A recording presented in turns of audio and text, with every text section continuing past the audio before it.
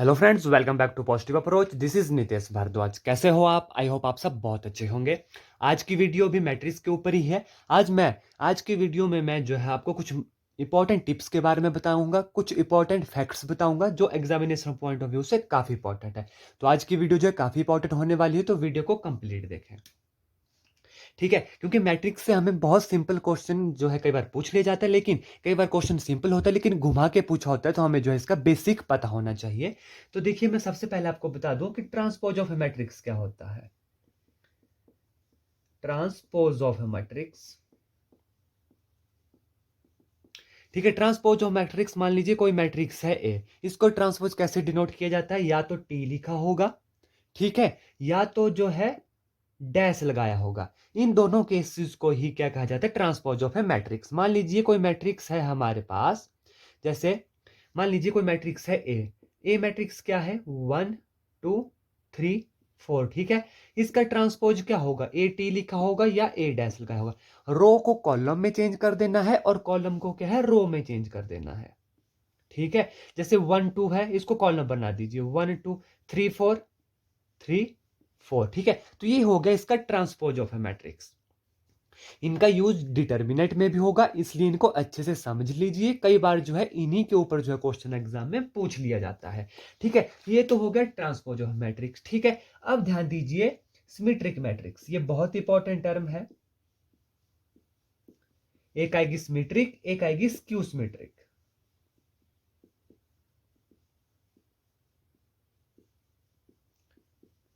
ठीक है, अब सिमेट्रिक क्या होता है? देखिए, सिमेट्रिक मैट्रिक्स क्या होगा? मान लीजिए कोई मैट्रिक्स है ए आपके पास, जब इसका ट्रांसपोज ए टी हमारे पास ए के बराबर ही होगा, तो इस केस को क्या बोलते हैं? ये क्या होगा? Symmetric matrix. सिमिलरली मान लीजिए ए का ट्रांसपोज जो है हमारे पास माइनस ए होगा, यहां पे मैं टी लिख रहा हूं, ए डैश का मतलब भी वही होता है, या A dash is equal to ये, और यहां पर या तो A dash is equal to minus A. ध्यान दीजिएगा, स्क्यू सिमेट्रिक कब होगा? जब A dash is equal to minus A होगा। मैं इसका एग्जांपल भी दे देता हूं आपको, आपको अच्छे से समझ आ जाएगा। मान लीजिए कोई मैट्रिक्स है ए हमारे पास, 0 -5 5 और 0, ठीक है। ए डैश निकालिए इसका, ए डैश हो गया, रो को कॉलम में चेंज करिए, कॉलम को रो में, 0 -5 5 ऊपर चला गया 0, ठीक है। यहां पर देखिए ए डैश क्या आया? माइनस ऑफ ए आया या नहीं आया? देखिए, -0 -5 माइनस माइनस प्लस, तो ठीक है, माइनस ए आ गया। तो इस मैट्रिक्स को क्या कहा जाता है? देखिए, स्क्यू सिमेट्रिक मैट्रिक्स। क्या कहा गया? Skew symmetric matrix. एक बात ध्यान दीजिएगा, स्क्यू सिमेट्रिक मैट्रिक्स में डायगोनल डायगोनल हमेशा 0 रहते हैं। स्क्यू सिमेट्रिक मैट्रिक्स में ये जो डायगोनल होंगे, ये हमेशा हमेशा 0 रहेंगे। इस पॉइंट को याद रखिएगा, ठीक है। आई होप आपको यहां तक अच्छे से समझ आ गया होगा। एक और चीज आपको बता देता हूं,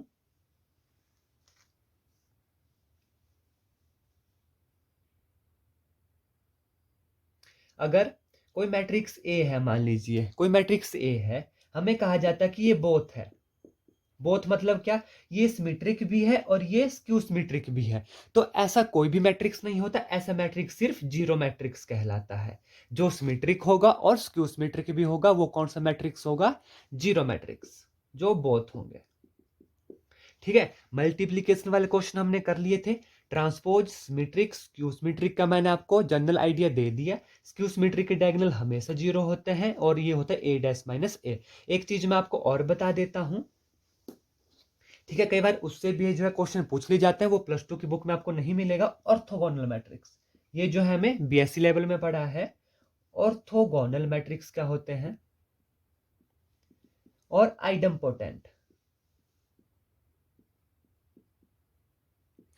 आइडम्पोटेंट मैट्रिक्स कौन से होते हैं, इनके बारे में भी जो है मैं आपको बता देता हूं, ताकि कोई भी जो क्वेश्चन है आपका ना छूट पाए। ऑर्थोगोनल होते हैं if A dot A dash, अगर हमारे पास आई आ जाए। आई होता है यहाँ पर आइडेंटिटी मैट्रिक्स, जैसे 1 0 0 1, ये हो गया 2 ऑर्डर का। 1 0 0 0 1 0 0 0 1, ये हो गया ऑर्डर 3 का, ठीक है। तो इस मैट्रिक्स को कहते हैं आइडेंटिटी मैट्रिक्स। जब ए dot A dash A dash अभी मैंने बताया ट्रांसपोज होता है, अगर ये आई हो तो ऐसे मैट्रिक्स को कहा जाता है ऑर्थोगोनल मैट्रिक्स। और आइडेम्पोटेंट का ध्यान रखिए क्या होता है, if A square is equal to A हो, इस मैट्रिक्स को कहा जाता है आइडेम्पोटेंट मैट्रिक्स। ये कॉन्सेप्ट जो है याद रखिएगा, बहुत इंपॉर्टेंट है, एग्जाम में पूछे जाते हैं। ठीक है, अब थोड़े से न्यूमेरिकल कर लेते हैं और उसके बाद जो है मैं आपको इनवर्स ऑफ मैट्रिक्स बताऊंगा। अभी थोड़े से एग्जाम्पल कर लेते हैं, उसके बाद इनवर्स ऑफ मैट्रिक्स के बारे में पढ़ेंगे, यहां से भी जनरली एग्जाम में क्वेश्चन पूछा जाता है।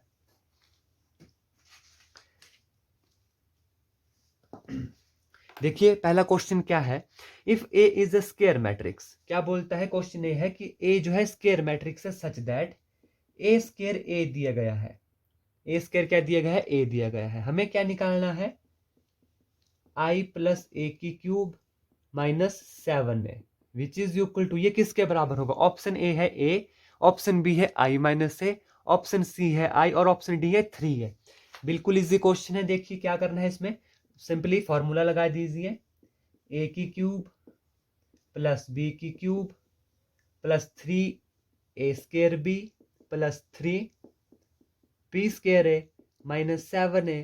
ठीक है, आई है आइडेंटिटी, जितना मर्जी क्यूब हो आई ही रहेगा, आई प्लस ए क्यूब, ए क्यूब को हम देखिए ए स्क्वायर डॉट ए लिख सकते हैं प्लस 3a, क्योंकि आई स्क्वायर है तो आई हो जाएगा, plus 3a square minus 7a which is equal to I A square, A square कितना दिया गया है ए, तो यह कितना आ गया again plus A square, A square कितना दिया गया है अगेन ए, तो यहाँ पे क्या आ जाएगा simple A plus 3a plus 3a square A 3a minus 7a, कितना आ गया 3 3 6 6 7, ये सारे कैंसिल हो गए, इसके साथ हमारे पास क्या बचा आई आइडेंटिटी मैट्रिक्स। तो ऑप्शन सी जो है हमारे पास राइट आंसर है।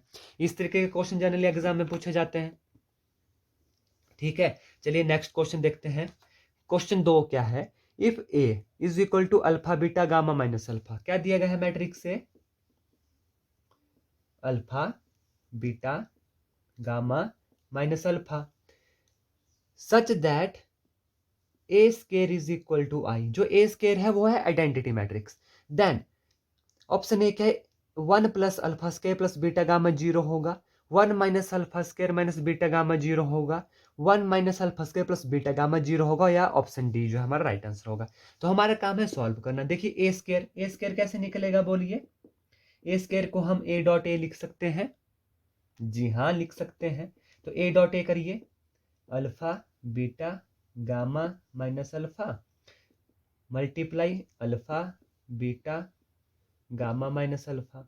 ठीक है, मल्टीप्लीकेशन मैंने आपको प्रीवियस वीडियो में बताई हुई है, यहां से हम इस तरफ चलते हैं और यहां से हम नीचे चलते हैं, तो कितना आएगा ए स्क्वायर हमारे पास, देखिए ये भी 2/2 का है, ये भी 2/2 का है, number of column of first matrix is equal to number of row of second matrix, तो यहाँ पर जो स्क्वायर मैट्रिक्स है, ठीक है, इसका ऑर्डर भी 2/2 का आएगा, करिए alpha square plus beta gamma, alpha beta minus alpha beta 0, आगे चलिए gamma alpha minus gamma alpha 0, आगे चलिए कितना आएगा, gamma beta minus minus minus minus alpha square, क्योंकि यहाँ माइनस माइनस प्लस होगा और माइनस तो यहाँ पर आएगा ही। ठीक है, सॉल्व कीजिए इसे। ठीक है, अब ये आ गया ए स्क्वायर हमारे पास। ठीक है, अब ये किसके बराबर दिया गया है, आइडेंटिटी, 2/2 का आइडेंटिटी मैट्रिक्स क्या होता है, देखिए 1 0 0 1 होता है, इक्वलिटी का साइन है बीच में, करिए इक्वल कितना आएगा, आएगा हमारे पास alpha square plus beta gamma is equal to 1, कितना आ गया alpha square plus beta gamma minus 1 is equal to 0। देखिए ऐसा कोई ऑप्शन है, 1 प्लस अल्फा स्क्वायर है 1 माइनस, हाँ ठीक है, माइनस यहाँ पर कॉमन ले लीजिए, देखिए माइनस कॉमन लिए तो क्या आया 1 minus alpha square minus beta gamma is equal to 0। Option C देखिए 1 minus alpha square minus beta gamma, तो यह हमारा राइट आंसर आ गया। ठीक है, अगर ये ऑप्शन में नहीं होता तो हम इस वाले से देखते हैं कि इससे हमारा क्या आंसर निकलना था। तो इस तरीके से जो है क्वेश्चन आपको करने होते हैं।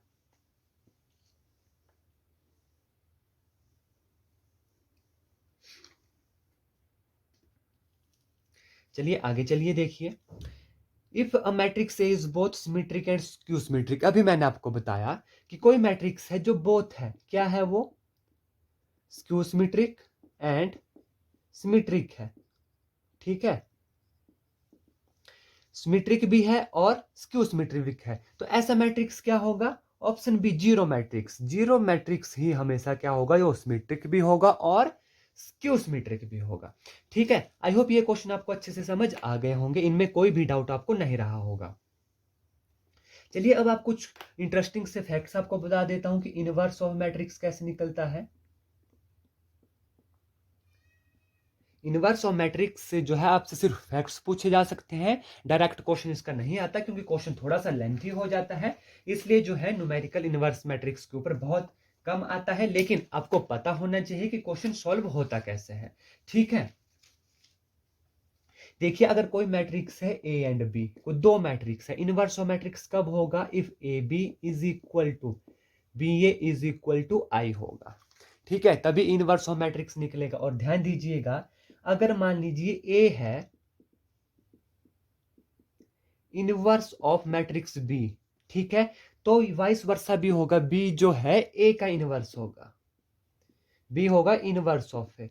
अगर कोई मैट्रिक्स ए इनवर्स है बी का, तो सिमिलरली बी भी इनवर्स होगा किसका, ए का। तो इन कुछ पॉइंट्स को आप जो है याद रखिए। और ध्यान दीजिए एक चीज मैं आपको और बताना चाहता हूं इनवर्स ऑफ मैट्रिक्स में, कि जैसे मान लीजिए कोई मैट्रिक्स है ए, हमारे पास 1 2 3 4 है, ठीक है, जब भी हम इस पे ऑपरेशन अप्लाई करेंगे, ऑपरेशन अप्लाई करेंगे, क्योंकि इसके बाद जो है हम डिटर्मिनेंट वाले चैप्टर भी पढ़ेंगे, तो भी आपको ऑपरेशन अप्लाई करना नहीं चाहिए। ऑपरेशन जब अप्लाई करते हैं या तो रोज के ऊपर ही सारे ऑपरेशन लगने चाहिए, या तो कॉलम, कॉलम के ऊपर ही सारे ऑपरेशन आपने लगाने हैं, ठीक है। ऐसा नहीं करना है कि पहला ऑपरेशन रो के ऊपर लगा लिया, दूसरा आपने कॉलम पे लगा लिया, नहीं, ऐसा नहीं करना है। अगर जब आप इसको सॉल्व करेंगे तो सभी जो ऑपरेशन होंगे या तो वो रोज के ऊपर लगेंगे या तो कॉलम के ऊपर लगेंगे, ठीक है। हाँ मैं एक क्वेश्चन आपको करवा लेता हूं, ताकि आपको जो है कंफर्म हो जाए कि किस तरीके से जो है आपने ऑपरेशन लगाने हैं, ठीक है।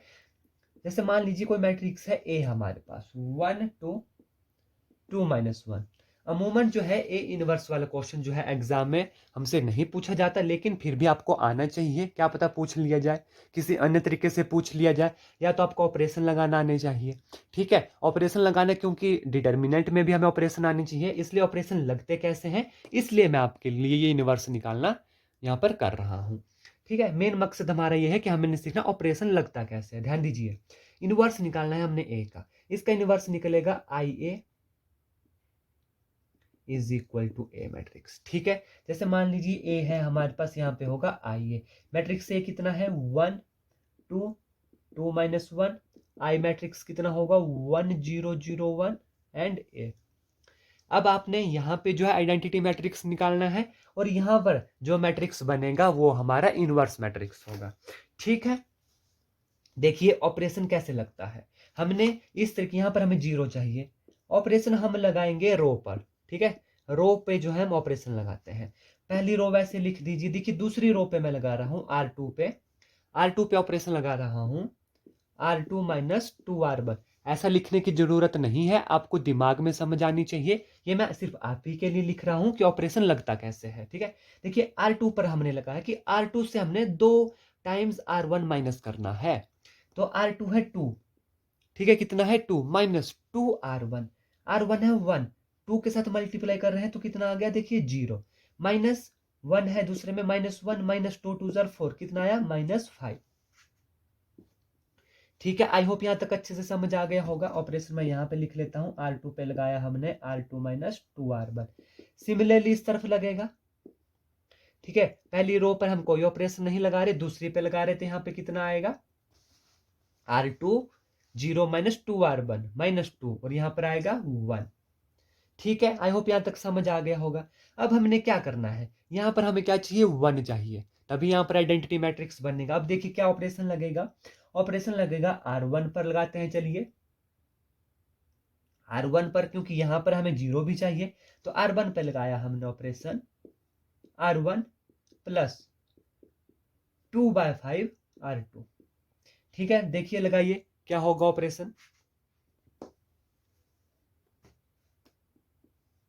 बस आपको यह ध्यान रखना है कि जब हम रो पर लगा रहे हैं ऑपरेशन तो सारे ऑपरेशन जो है रो पर ही लगेंगे, कॉलम पे आपको शिफ्ट नहीं होना। जब आप कॉलम पे लगाएंगे तो सभी ऑपरेशन आपने तब कॉलम पे लगाने हैं, तब आंसर आपका ठीक आएगा। ठीक है, तो हम लगा रहे हैं R1 पर, R1 प्लस 2/5 R2। ठीक है, अब R1 है 1 प्लस 2/5 R2 तो 0 है तो 1 ही आएगा। ठीक है, प्लस 2/5 R2, 2/5 R2, 5 से डिवाइड कर दिया, यहाँ पर आया -2, -2 हमने ऐड करना है तो यहाँ पे कितना आ गया 0, और ये टर्म बन गई 0 एंड -5। ठीक है, अब R2 यहाँ पर कितना था -2 1, हमने लगाया R1 पर, R1 प्लस 2/5 R2 तो कितना आएगा यहाँ पर 1/5, और यहाँ पर आएगा 2/5। ठीक है, आई होप यहां तक आपको कोई भी दिक्कत नहीं हो रही होगी। अब हमने सिंपल करना है, ये हमें 1 चाहिए, लगाइए R2 पर 1/5 R2 विद नेगेटिव साइन। ठीक है, तो कितना आ गया 1 0 0 प्लस 1, क्योंकि माइनस के साथ कर रहे हैं। यहाँ पर देखिए 1/5 2/5, मैट्रिक्स से यहाँ पर कितना आएगा 1/5 with negative minus minus plus, कितना आएगा 2/5, और यहाँ पर आएगा -1/5। ठीक है, तो ये हमारा ए इनवर्स आ गया। ठीक है, कितना आ गया ये हमारा, इसे बोलते हैं ए इनवर्स। ये हमारा ए इनवर्स निकला, और जैसे A inverse is equal to 1/5 2/5 2/5 minus 1/5। तो बस मेन मकसद था कि देखिए ऑपरेशन हमने हर ऑपरेशन R1 पे लगाया, कहीं पर भी हम जो है कॉलम पर शिफ्ट नहीं हुआ। तो आपने भी ध्यान रखना है, या तो आप रो पे लगाइए या तो कॉलम पे लगाइए, बस मिक्स नहीं करना है। मेरा मेन मकसद आपको यही समझाना था। आई होप ये क्वेश्चन आपको अच्छे से समझ आ गए होंगे। फिर भी आपको कोई क्वेरी होती है, कोई प्रॉब्लम होती है, तो आप कमेंट करके मुझे जरूर बताएं। कल जो है हम इसके ऊपर कुछ इंपॉर्टेंट क्वेश्चन करेंगे, और कोई जो अगर हमारा कोई की पॉइंट हमारा छूट जाता है, कोई फॉर्मूला हमारा छूट जाता है, तो हम क्वेश्चन से जो है उसको अच्छे से समझेंगे। फिर जो है हम इसके बाद जो है डिटर्मिनेंट पर शिफ्ट हो जाएंगे, क्योंकि वहां पर भी जो है मैट्रिक्स का काफी ज्यादा यूज होता है, तो वहां पर भी जो है हमारे डिटर्मिनेंट में मैट्रिक्स के साथ हमारा रिवीजन होता रहेगा। तो आज के लिए बस इतना ही। बने रहिए मेरे चैनल पॉजिटिव अप्रोच के साथ। धन्यवाद। जय हिंद, जय भारत।